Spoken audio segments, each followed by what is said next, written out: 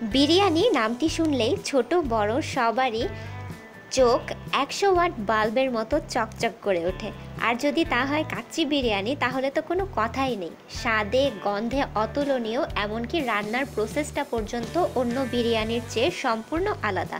আসসালামু আলাইকুম, সবাইকে ওয়েলকাম করছি। আজকের এপিসোডটিতে থাকছে কাচ্চি বিরিয়ানি। আমি এখানে 1 কেজি গরুর মাংস নিয়েছি, তবে কাচ্চি বিরিয়ানিতে সাধারণত খাসির মাংস দিয়েই তৈরি করা হয় এবং মাংসের পিসগুলো বড় বড় থাকে। তো আজকে আমি গরুর মাংস দিয়েই তৈরি করে দেখাচ্ছি। হাফ কাপ পরিমাণ টক দই নিয়ে নিয়েছি, 1 টেবিল চামচ গুঁড়ো দুধ, 1 চা চামচ কালো গোলমরিচ গুঁড়ো, 1 টেবিল চামচ শুকনো মরিচ গুঁড়ো, 1 চা চামচ শাহি গরম মশলা গুঁড়ো, জায়ফল জয়িত্রী দুটো মিলিয়ে আমি হাফ চা চামচ নিয়েছি, কারণ শাহি গরম মশলা গুঁড়োর ভেতরেই অলরেডি জায়ফল জয়িত্রী দেওয়াই আছে, তাই আমি খুব কম নিয়েছি। 1 চিমটি জর্দা রং নিয়েছি, 1 টেবিল চামচ রসুন বাটা, স্বাদমতো লবণ, 1 টেবিল চামচ আদা বাটা আর 1 টেবিল চামচ টমেটো কেচাপ নিয়েছি। এবার সমস্ত মশলাগুলো মাংসের ভেতরে ঢেলে দিচ্ছি। শাহি গরম মশলা গুঁড়ো আমি ঘরেই তৈরি করেছি, এর লিঙ্কটা ডেসক্রিপশন বক্সে দিয়ে দিয়েছি, আপনারা চাইলে দেখে নিতে পারেন। এখন আমি হাফ চা চামচ কেওড়া জল দিয়ে দিচ্ছি। এবারে মাংসের সাথে সমস্ত মশলাগুলো খুব ভালো করে মিক্স করে নিতে হবে। এটা একটু সময় ধরে খুব ভালো করে উল্টে পাল্টে মিক্স করতে হবে, যাতে মাংসের প্রতিটি কোনায় কোনায় মশলা পৌঁছে। মশলা মিক্সিং কমপ্লিট। এখন আমি একটা ঢাকনা দিয়ে ঢেকে ফ্রিজের নর্মাল চেম্বারে 6 থেকে 7 ঘন্টার জন্য রেখে দেব। সবচেয়ে ভালো হয় যদি আগের দিন রাতে আপনি ম্যারিনেট করে রেখে দেন এবং পরদিন তৈরি করেন। এতে আসলে যতক্ষণ ম্যারিনেট করা থাকবে মাংস, তত বেশি জুসি হবে, তত বেশি সফট হবে মাংসটা, তাই 6 থেকে 7 ঘন্টার জন্য রাখি। একটা ফ্রাইং প্যানে আমি 2 টেবিল চামচ সয়াবিন তেল দিয়ে নিয়েছি। এরপর 4 থেকে 5টি মাঝারি সাইজের আলু এভাবে একটু বড় টুকরা করে কেটে স্বাদমতো লবণ আর হাফ চা চামচ জর্দা রং দিয়ে মিশিয়ে এগুলোকে ভেজে নিচ্ছি। আলু সেদ্ধ হওয়া লাগে না, জাস্ট লালচে করে ভেজে নিলেই হবে। আলুটা ভাজা হয়ে গেছে, এরকম লালচে হয়ে এলেই চুলাটা বন্ধ করে নামিয়ে ফেলছি। পর্যাপ্ত পরিমাণ তেলে আমি হাফ কাপ পেঁয়াজ মিহি কুচি করে রেখেছিলাম, সেগুলো এবার বেরেস্তা করে নিচ্ছি। যে হাঁড়িতে বিরিয়ানি বসাবো সেই হাঁড়ির মুখের সাইজ অনুযায়ী পরিমাণ মতো আটা, পরিমাণ মতো পানি দিয়ে গুলে একটা রুটির যে খামির করি সেভাবে করতে হবে। এখন ম্যারিনেট করা মাংসের মধ্যে আমি যে তেলে পেঁয়াজ বেরেস্তা করলাম সেই তেল এবং 1 টেবিল চামচ গলানো ঘি এই তেলের সাথে মিশিয়ে নিয়েছি। সব কিছু মিলিয়ে হাফ কাপ পরিমাণ হয়েছে। এই তেলটা যখন হালকা ঠান্ডা হয়ে এসেছে তখন আমি এটা মাংসের মধ্যে ঢেলে দিচ্ছি। এরপর মাংসের সাথে খুব ভালো করে মিশিয়ে নিচ্ছি।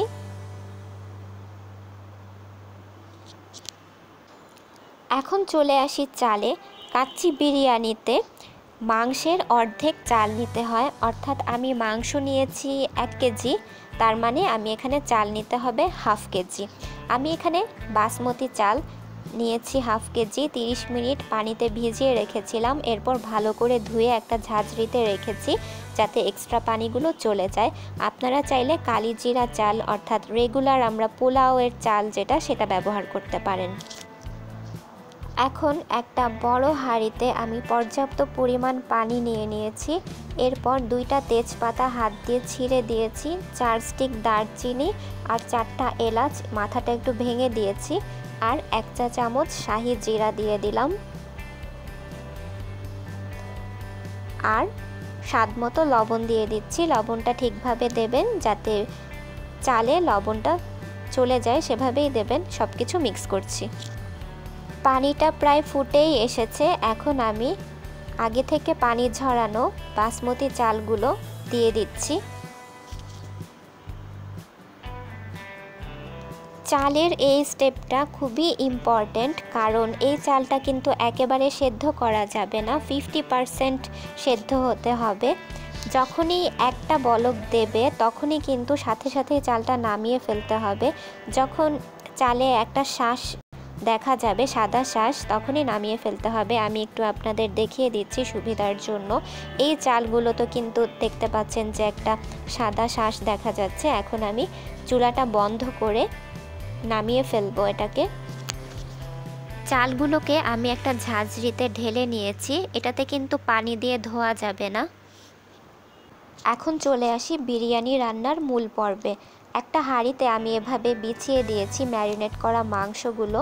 এরপর পেঁয়াজ বেরেস্তা হাত দিয়ে ক্রাশ করে ভেঙে দিচ্ছি। এরপর ভেজে রাখা আলু সেটাও বিছিয়ে দিচ্ছি চারপাশে। এরপর এর ওপর হাফ সেদ্ধ করা চালটা দিয়ে দিচ্ছি। চালটা কিন্তু গরম থাকবে, তাই সব কিছু কমপ্লিট হবার পরেই চালটা সেদ্ধ করবেন যাতে গরম থাকে।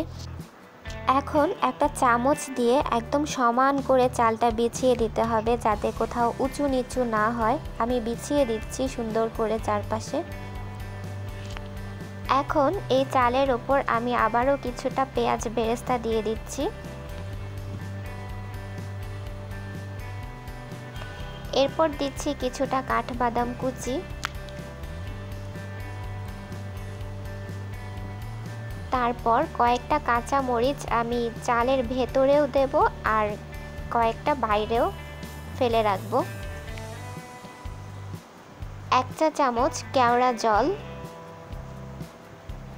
এরপর 2 টেবিল চামচ গলানো ঘি চারপাশ দিয়ে দিচ্ছি। আপনারা গলানো ঘি ইউজ করবেন, না হলে ঘিটা কিন্তু এক জায়গায় থাকবে। এভাবে গোল গোল ভাবে ঘুরিয়ে দেবেন, এতে করে চারিদিকে ঘিটা ছড়িয়ে যাবে ফ্লেভারটা। এরপর আমি 1 টেবিল চামচ দুধে সামান্য পরিমাণ জর্দা রং গুলিয়ে রেখেছি, সেটা একটু চারপাশে ছড়িয়ে দিতে হবে, একটু সাইডে সাইডে। এখন 4টা আলু বোখারা চালের ভেতরে ঢুকিয়ে দিচ্ছি। এখন আমি যে আটার খামির তৈরি করে রেখেছিলাম সেটা এই হাঁড়ির মুখে সুন্দর করে সিল করে দিতে হবে। সব কিছু কমপ্লিট। এখন আমি জাস্ট একটা ঢাকনা দিয়ে ঢেকে সিল করে দেব হাঁড়ির মুখটা। খুব ভালো করে সিল করতে হবে যাতে কোনো তাপ বাইরে না আসতে পারে, এবং এখানে যে একটা ছিদ্র আছে সেটাও আমি সিল করে দিচ্ছি। ব্যাস, এখন আপনাদের সুবিধার জন্য আমি আবারও দেখাচ্ছি যে এটা কতটা ভালোভাবে সিল করতে হবে। আমি কিন্তু আটা দিয়ে একেবারে ঢাকনার উপর পর্যন্ত সিল করে দিয়েছি। চুলার ওপর প্রথমে একটা তাওয়া দিয়েছি, তাওয়ার ওপরে কিন্তু বিরিয়ানির হাঁড়িটা বসিয়েছি, আপনারা দেখতেই পাচ্ছেন। এ সময় প্রথম 10 মিনিট চুলার আঁচ থাকবে হাই হিটে। 10 মিনিট পরে মিডিয়াম লো আঁচে ঘড়ি ধরে ঠিক 1 ঘন্টা রাখতে হবে বিরিয়ানিটা রান্না করার জন্য। 1 ঘন্টা পর ফিরে আসছি।